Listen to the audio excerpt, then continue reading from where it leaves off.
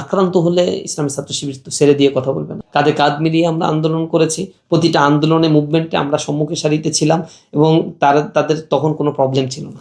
আদু ভাইদেরকে আমরা রেখে দেই নাই। ওরা তো বলে যে আমরা এই ছিলাম, ছাত্রলীগের সাথে মিশি নাই, এই হয়নি তাই হয়নি, তাদের তো কমিটিই হয় না, তাদের তো লোকই ছিল না, মেশবে কোথা থেকে? এটা তো ছাত্রদল ভালো বলতে পারবে। আমরা তো অসংখ্য মিটিং করছি, মিছিল করছি, ইভেন মার্চ ফর ঢাকা কর্মসূচি যখন বিএনপির পক্ষ থেকে দেয়া হলো, তখন তাদেরকে জিজ্ঞাসা করবেন বা ইতিহাসের পাতা থেকে খুঁজে দেখবেন বিএনপির কয়জন নেতা তখন রাস্তায় নেমেছিল, বালুর ট্রাক সরানোর জন্য কয়জন সেদিন সামনে এসেছিল, ছাত্রদলের কাকে কাকে তখন খুঁজে পাওয়া গিয়েছিল।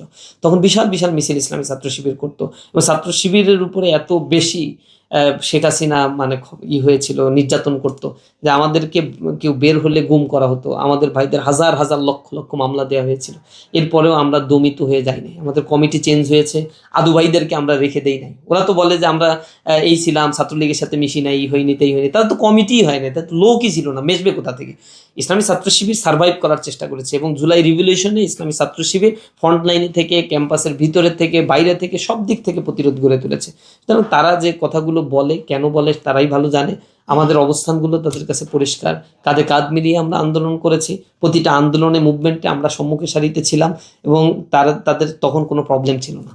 এখন ক্ষমতার রাজনীতিতে তারা আসছে, রাজনীতিতে তারা প্রচণ্ড রকমের ব্যাকফুটে চলে গিয়েছে, কারণ এই রাজনীতি তো করে কিছু পাওয়ার জন্য। যখনই কিছু পাচ্ছে না তখনই তারা ট্রমাটাইজ হয়ে যাচ্ছে, তখনই যা হচ্ছে তাদের জন্য প্রতিবন্ধকতা ইসলামী ছাত্র শিবিরকে তখন তাদের ঘায়েল করতে হবে। ঘায়েল করার জন্য তো চারিত্রিকভাবে পারবে না, আদর্শিকভাবে পারবে না, তখন তারা নিয়ে আসছে রাজনীতিক একটা বয়ান। এই বয়ান নিয়ে এসে তারা রাজনৈতিক ফায়দা হাসিল এবং ঘোলা পানিতে মাছ শিকার করার জন্য তারা চেষ্টা করছে।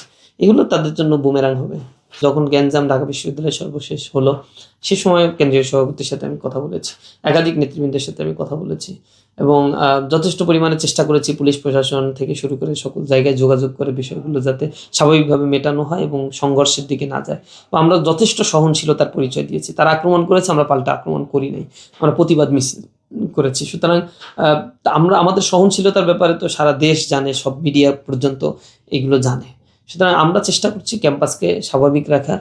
তবে আক্রান্ত হলে ইসলামী ছাত্র শিবির তো ছেড়ে দিয়ে কথা বলবে না। কেউ আমাকে আক্রমণ করবে, ডিফেন্স করার সেই রাইটস কনস্টিটিউশন আমাকে দিয়েছে। সুতরাং সেই জায়গাটা আমরা করব। তবে আমাদের স্বাভাবিক নির্দেশনা হচ্ছে আমাদের ক্যাম্পাসকে শান্ত রাখতে হবে